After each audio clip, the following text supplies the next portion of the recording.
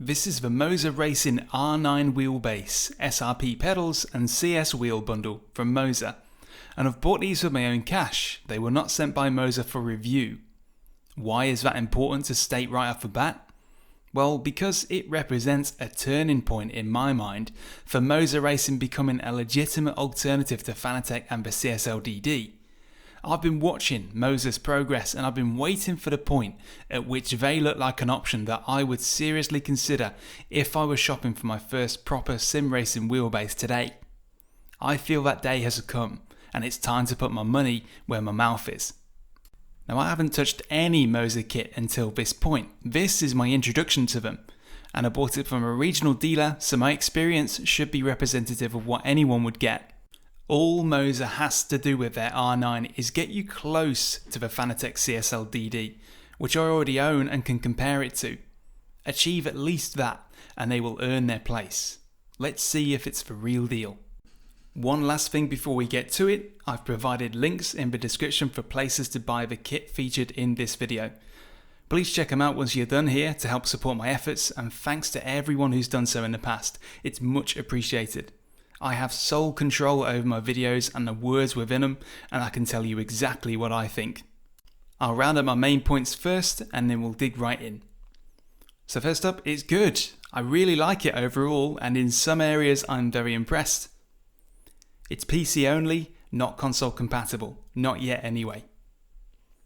The force feedback is great, absolutely on a level with CSLDD and easy to tune, but it's vital you explore the settings. I'll link mine in the description. The wheelbase runs cool and quiet. The quick release is rock solid and rapid, top marks there. The SRP pedals are surprisingly good. I find them really easy to race with, very good for the price. The software's pretty good, decent, intuitive, quite friendly and full of features. And lastly, I didn't encounter any issues getting it up and running with the games I use. First impressions are so important, and when Moza came on the scene in late 2021, their approach was to get their first product line, these things, into the hands of lots of YouTubers and reviewers before anyone had really even heard of them. This somewhat risky strategy is equivalent to appearing on Great British Bake Off before anyone's had a chance to taste your cupcakes. You'd better be confident in your product. Well, the reception was pretty mild because it wasn't really anything special. Whilst not bad, it wasn't great either, and I was left with the impression that they needed a little bit more time and more work, and so dismissed them as not a serious option yet. Some of you might remember that initial release and agree with that assessment, and I think that although the Moza Racing name is now well known, it's not really yet well established. They've got some residual skepticism to shake off and a reputation to build. This isn't a general observation either, this is my viewpoint. It's the reason I haven't bothered looking into them until now. I'm a customer first and foremost, and I need to be won over if I'm going to pick them over something else. The R9 seems to be their hopeful redeemer. It looks good, it's well priced, and has a cheap wheel and pedals to go hand in hand with it. If anything's going to turn that fairly mild debut around, it's going to be this lot if it's any good. First up's the packaging. It's not essential to have smart looking boxes, but it would be off-putting if they were bad. Because when that delivery arrives and you've spent a fair whack on some new gear, it's the first thing you'll lay eyes on. These are nice, very good, so let's move on. First out of the box is the CS steering wheel. This is one product, but it's actually made of 3 components. The quick release hub, the button plate, and then the wheel rim itself, all bolted together like a steering wheel sandwich. The buttons feel nice, dials feel good and crisp. The shift paddles are made of forged effect carbon too.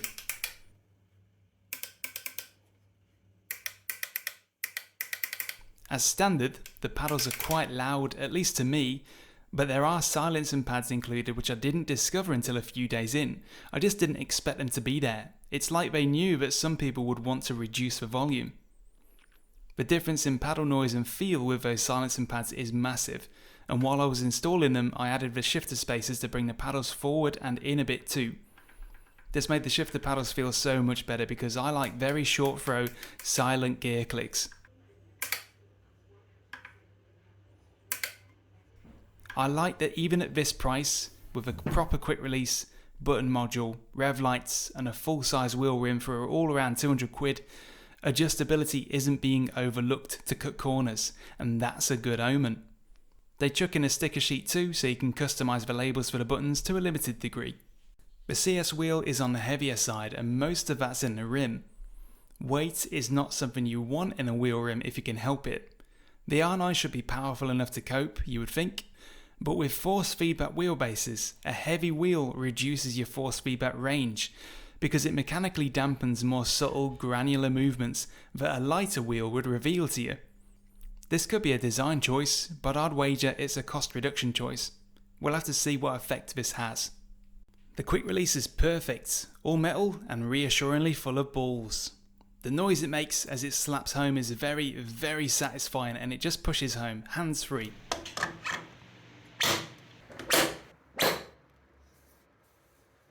This precise mechanism is used in various manufacturers' kit. It's well proven.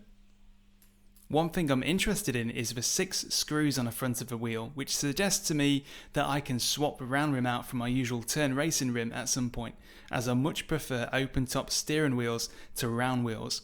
I'll be checking it out later. The R9 wheelbase is next, and it's a very important cube indeed. It has an almost vacuum-packed appearance with a very tight shell and that chunky wheel shaft. The quick release interface is also all metal. The contact strips on the nose line up with the pins within the CS wheel to power it, meaning the moving parts are wire-free from the outside. There's not a lot to interact with on the wheelbase itself, so I won't linger. It is what it is, but it feels densely packed and tightly assembled. The proof will be in the pudding when it's driven. There's 4 screw holes on the underside which lined up with the wheel deck holes on my GT Omega Prime without any trouble, but if you have a thick wheel deck like this, then the screws Moza supplies will probably be too short. You might have to raid the man drawer for screws of the correct length if yours is the same. The SRP pedals are last up, and they take clear inspiration from Fanatec CSL pedals, with a modular design that you assemble yourself with options on where you place them horizontally.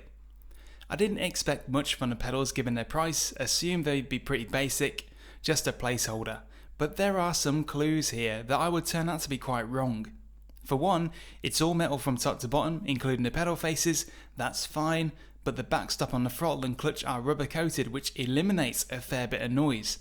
And the brake pedal stack has some travel on it. It's not rock solid like the CSL pedals are.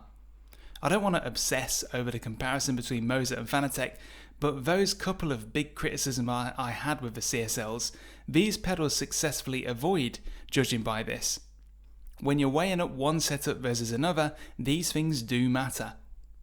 They look good, the black anodizing all round means they'll keep their head down aesthetically speaking, blending in with any cockpit you might have rather than sticking out. They're not ideal for freestanding, but it's borderline. You could get away with it if you absolutely had to, but even a basic cockpit will help out so much, so do consider it. Pedals should never be judged on looks however, so let's see how they drive shortly. With all the bits mounted to the cockpit and connected to the PC, it's time for installation of the software to bring it to life.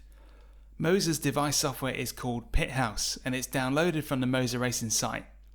This activates the devices and gives you control over force feedback settings, control settings, features, basically everything that can be tweaked. Soon enough I'm in though, and I like to explore by clicking around and just seeing if it's self-explanatory, and I've got to say that Pithouse is as straightforward as can be and is easy on the eye. I had no trouble or difficulty following the prompts to connect all my gear and bring it online. There were a good handful of things in here that I didn't expect to see, stuff that I saw and thought, cool, I'm going to be coming back and customizing that later. With all the kit registering, calibrated and responsive in the software, it's time to drive and see what we get. The first thing I did was jump into iRacing, the sim I know best, with a car I know well and driven recently on my CSL DD. Driving out the pit box, my immediate thought was, okay, the standard force feedback profile is not good.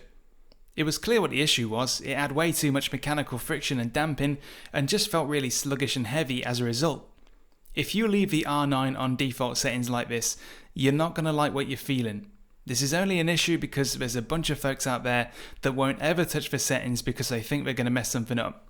If you take that approach with Fanatec kit, the default settings are pretty good, so you won't miss out too much. But do that on this and you're going to think you're driving a Humvee, as the default profile is quite far off ideal if you ask me. So, time to dig into Pithouse and use it for its intended purpose. There are loads of tweakable force feedback options here, with simple, easy to understand labels and tooltips that make playing with force feedback nice and friendly. Nothing's overly technical and everything's pretty well explained. Within about 10 minutes, I had something that felt great and exactly what I was used to, which I hope would be the case. The stock settings did put the fear in me for a second that I would be disappointed with this, but with some quick changes, the experience is transformed. This can make or break it, so I will provide a link in the description so you can copy my settings on your Moza base. With the feedback tweaked, the results I was feeling were far more like what I had hoped for, and I spun many a lap to make sure I was happy with everything that I had set. I could pretty much pick up where I left off with the same car and track combo I was running before I hooked up this Moza kit, and it took me no time at all to make my mind up. The sensations and driving feel matches the CSLDD easily, though a tiny bit stronger due to the extra 10% or so of peak torque available. The underlying flavour of the effects is so similar that if I was blindfolded, it would be hard to tell the difference. This is what I hoped for, but for some reason didn't expect, and I know why. How can a manufacturer just come out the blue and deliver on this? Is it too much to expect? And how can something so small truly be capable of it? Well, it just is.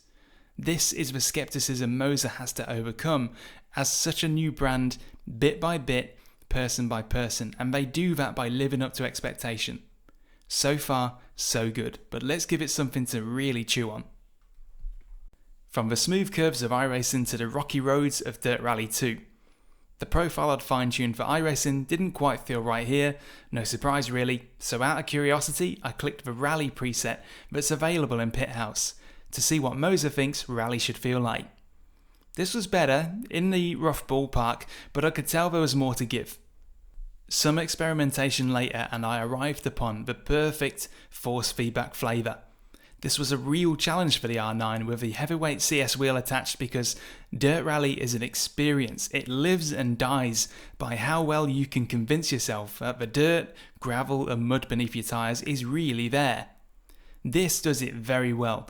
The wheel bubbles and shudders on gravelly surfaces as the car glides over every rock and stone, with the ever-addictive four-wheel slides communicated through your hands. The sudden stress of the dips and feathered flights over crests feeling as good as, if not better than the last time I played this. Dirt Rally is so much fun with a direct drive wheelbase, but I accept it can live or die by the settings and force feedback profile. As before, my settings will be posted in the description. The R9's 9 Nm of strength is over 4 times that of a Logitech G923. It's over double that of a Thrustmaster T300 and it's 1 Nm more than my CSLDD. What matters more than any of that is the agility of the wheel. That's the forte of direct drive wheels. The R9 seems every bit as agile and nimble as it needs to be. I don't detect any sluggishness or compromise with this mini direct drive. Nor do I detect any perceived graininess or notchiness, because I have heard that said in other reviews, but if there is any in the R9, I couldn't describe to you how it feels. It's all silky smooth to me. I'm not one to analyse or technically dissect, I just drive and judge it by how well I can drive with it. Find my races, rallies and tests, this thing absolutely does do everything a mini direct drive should. Now with that mini size comes some concern about heat. Am I going to put my hand on a hot R9 casing after a long session? Well, recently there's been a record heatwave in the UK and I spent a lot of that racing, some of that doing a 3-hour endurance race, of which I drove 2 of those hours, and there was no issue for me. This includes long stints rekindling my love for Dirt Rally in 30 degrees Celsius room temperatures. It was torture for me, but not for this. It was tepid to the touch despite a lot of wheel wanging and intense force feedback. If there's a way to get the R9 sweating, I haven't found it yet. Now that rev strip on the top of the CS wheel is customizable, so you can select which colours you want, the point at which they start to appear, and the rate at which they build up, as well as the way in which they appear. This is a great touch. It's a standard expected item on more expensive wheels, but to see it on a wheel this cheap is great. If you want a single colour, off you go. If you want your rev strip to look like a fruit pastel lolly, go for it. I would prefer a crisper LED style over the diffused style Moza's gone with here, but I'll go with it. It flashes too furiously on the pit lane and on the limiter. When the equipment's idle, it pulses away a bit pointlessly, but this is software controlled, and therefore the options to change this are no doubt in the suggestion box and may appear in a future software release. Now to talk about those SRP pedals. I'll get to the point. I really click with these pedals. I think they're great, and I like them considerably more than the Fanatec CSL pedals. Whilst I was initially exploring the R9 wheelbase and doing some laps, I suddenly realised that not once did I really think about the pedals, because they're so neutral and balanced that they didn't distract me from a testing session in any way. For the price, around 220 quid if you include the clutch, I think this is a very good value pedal set. I'm pleased by the R9 and CS wheel, but I'm impressed with the SRPs. Out of everything that I was looking forward to trying out, the pedals accounted for maybe 5% of my excitement. I assumed they'd just feel like filler, but I really am smitten, and I'll explain why. First up, the throttle and clutch are nice and quiet, courtesy of the rubberized backstops. If you caught my CSL pedals video recently, this was a big complaint of mine, such a silly thing to overlook. But no problem here, they've thought of that. Under the brake pedal is a two-stage system that uses a combination of a spring and a rubber bushing. When you press a brake, the initial take-up is pure spring, followed by a firmer second stage that engages the bushing and feels more like a typical load cell. A combination of positional sensor and load cell figure it all out. This by itself is not noteworthy. In fact, it's an unusual approach that doesn't sound like it would work very well, but the results are actually pretty good, and it's the pit house software that makes this really great. You can amend the pedal curves of all three pedals here, like you can with more expensive pedal units, but on a brake pedal specifically, you can also tweak how far that first spring stage counts towards your braking force. You can set it so that most of the braking is done by the spring stage or by the load cell. This means that if you want a light brake pedal, you can have it, but if you prefer a more traditional load cell feel, you can have that to a fair extent as well. You can fine-tune this between those two ends of a scale to suit what works best for you. The only downside to this is that the brake pedal has a fairly big initial take-up with that spring before it hits that second stage and engages the load cell proper. However, in my book, this approach is much more broadly appealing to more people than the rock-hard load cell you get on the Fanatec CSLs, which many people end up modifying to soften up. You won't have to do that here.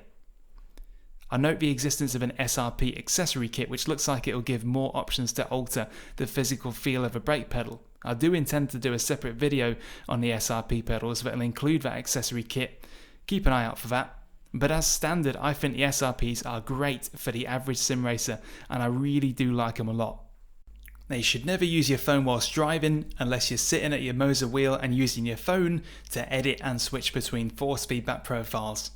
Initially, I didn't fancy using the mobile Moza app and I just ignored it for a couple of days, just using the pit house software to switch between profiles by manually saving and loading. Curiosity eventually got the better of me and I tried it out.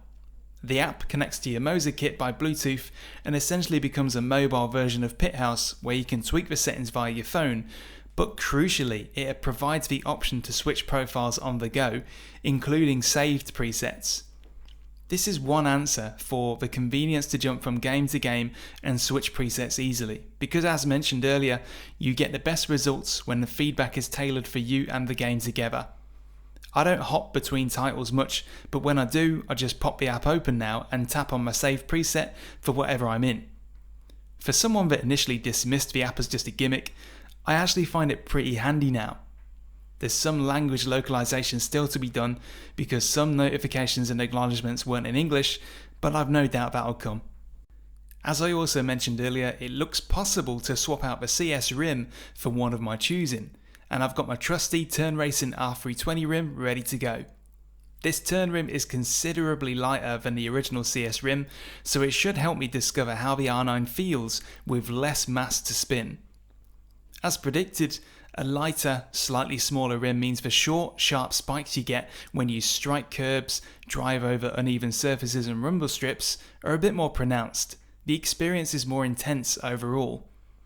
The mid-corner torque and leaning forces are the same, but the overall agility of the R9 feels heightened. This is one way in which choosing a heavy rim for the CS wheel results in hiding some of the R9's best assets, because a heavy rim rounds off all the sharp corners, but sometimes you want to feel. Again, this is a universal consideration with force feedback, and the same thing can be said on anything but the most powerful direct drive wheelbases. The option to add your own rim to the CS wheel is something that some will definitely appreciate to unleash some of that responsiveness that a lighter wheel would allow. One area that Moza Racing can only prove with time is customer support, and they're too new to have an angry mob cursing their name on the internet yet. Moza doesn't have to jump very high to beat the bar set by Fanatec. However, it is typical for new brands like Moza Racing to work hard to avoid bad customer service experiences. That is pure speculation on my part though, and they won't get far unless they show willingness. We'll have to see about that one in time. In conclusion, I'm just surprised. I hoped to just be satisfied. I didn't expect to actually be impressed. In comparison to Fanatec, there are several important ways Moza's definitely done things better, like choosing a good quick release system and the friendly pedal set. There are some ways in which it's not as good. Obviously, no console support is a big one, some visible seams in the user experience when swapping feedback profiles, and the default feedback presets were far off the mark for my tastes, but none of that affected me anywhere near as much as the good bits benefited me. All Moza Racing had to do was offer another alternative to the CSLDD for PC sim racers, to provide a solid option for people upgrading from low-end wheels or jumping straight into the mid-range. In my mind, this is absolutely it. And that's it for now. Remember to check the links in the description. Feel free to ask questions or comment with your own experiences if you've got anything from Moza Racing. It's really helpful to those who follow in your footsteps. Leave a like and subscribe if you appreciated this, and thanks once again. Cheers.